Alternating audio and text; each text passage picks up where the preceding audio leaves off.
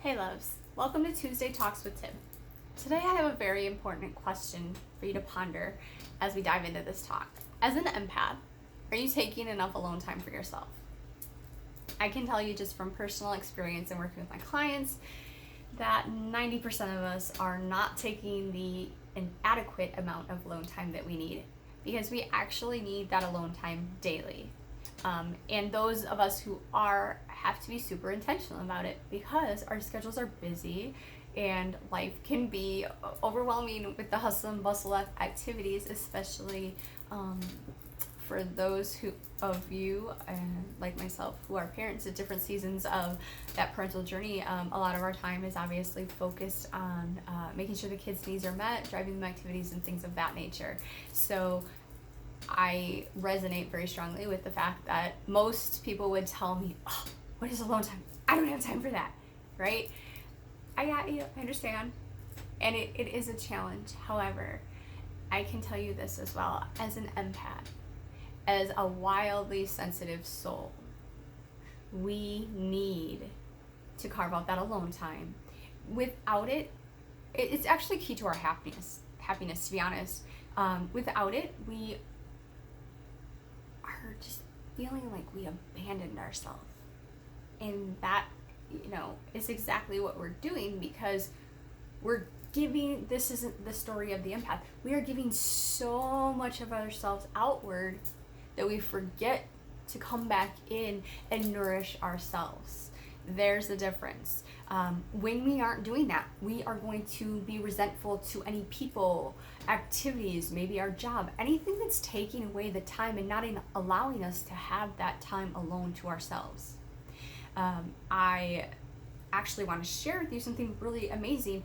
When we take out all of the distractions, when we have that time alone, what actually happens in the body is a neurological response, to be honest. We are reducing that sensory overload, and then as we do that, the neurological response comes into play, and that's where we get the feeling of inner peace. When we are in that state, we have inner peace, we are grounded, we are connected to our breath, we are just being and allowing ourselves to fully sink into our own inner knowing. That's when our wisdom comes through. That is the whisper of your soul. That is what you need in order to make guided decisions along your path. We'll be getting into that another talk, but just keep that in mind. Alone time is the first step in connecting with your soul's guidance to move forward on your path. So if you are conflicted, if you have a decision you've been trying to make and you just can't seem to make heads or tails, you're torn, you're twisted. Believe me, I know this. I'm actually I'm going to share a little bit right now. I'm actually in that place. I've been going through some challenges, and I'll be sharing more about that journey too, as time, when I feel guided by spirit. It's not time yet. But I will be sharing, but I know deeply when we're torn between that, we are allowing everything from outside of us, but then we have to come back.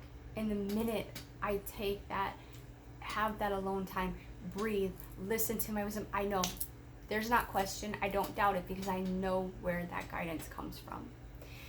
However, back to the story at hand. I just wanted to share that. Okay, back to where we are. Okay, so biggest question. How do we carve out this alone time? Now, first of all, it's going to look different for everybody. That being said, because everybody's life is not lived, we all have different set of circumstances and how we're going to be able to fit this into our life. So we'll go from there. The one thing that I ask as you do this, carving out alone time, is distractions, free from people and free from any media.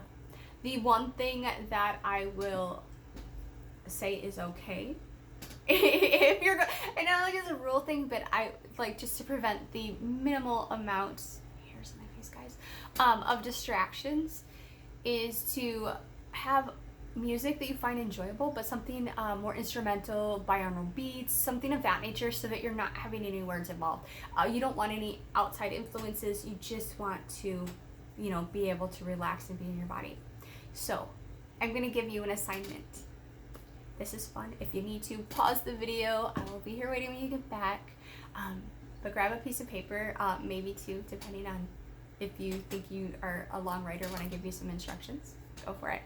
Okay, so what I want you to do is I want you to take the piece of paper and draw a circle on it. We are going to make a pie today. So you can decorate it like with edges as a pie if you call to. That's great. But what I want you to do is look at this circle, and I want you to think of the activities in your life, the things that take up your time and energy and things like that.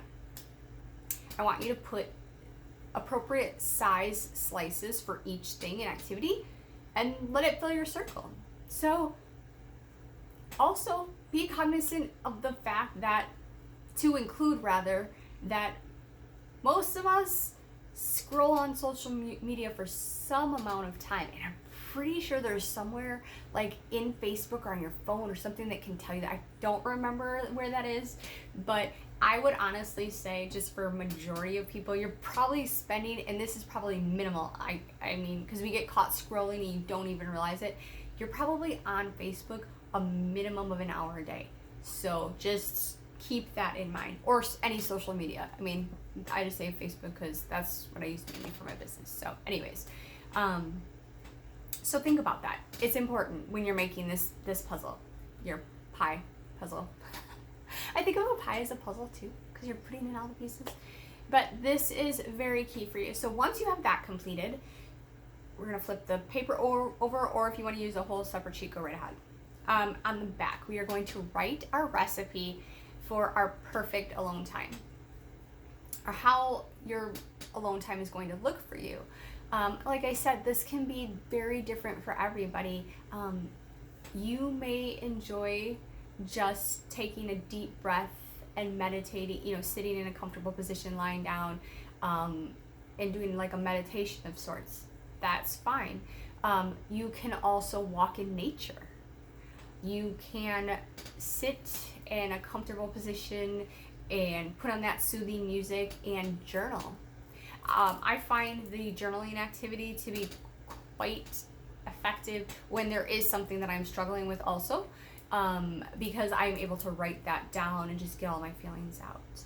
Also, another way that you can fit this in, and it's one of my favorites actually, is morning pages. What you do is set a journal next to your bed. Go ahead, as soon as you wake up, you're going to grab that. You're going to start writing. You don't even let your brain have a chance to turn on. Just kind of like they say is exercise before your body knows what you're doing. Same thing. You're going to start writing before your brain gets any idea of what's going on. And you can write about the dreams that you remember if you're remembering your dreams. For me, sometimes I receive guidance in my dreams, so I write that down too. I receive a lot that way. Also, anything that just comes up, anything emotionally, tune into your body as you're taking this time. How are you feeling? Like, you woke up this morning, what is the emotion that you're feeling? Like, do that self check-in, and it's a great way to have that down. You've already checked in with yourself before you've ever interacted with anybody else. It's key. It's very important. When you're finished, you just leave it, do it again tomorrow. I say to my clients, when I've given this activity, really give it, maybe 2 weeks to a month. I know it's, oh my gosh, that's a long time. But literally, when you start doing this daily, you're going to start to see so many different things, and you're going to start to bits and pieces, you're going to put them together.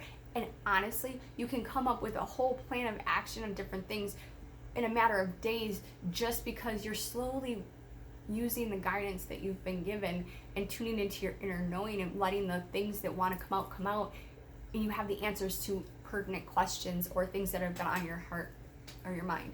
So super important to give it a little bit of extra time if that is an activity you want to start. Okay, so as I stated before, there is no right or wrong way to do this. Do something that you feel called to. Like I said, main things is to make sure you are free from distractions and people, so that you can really listen to what comes through for you. Thank you so much for tuning in.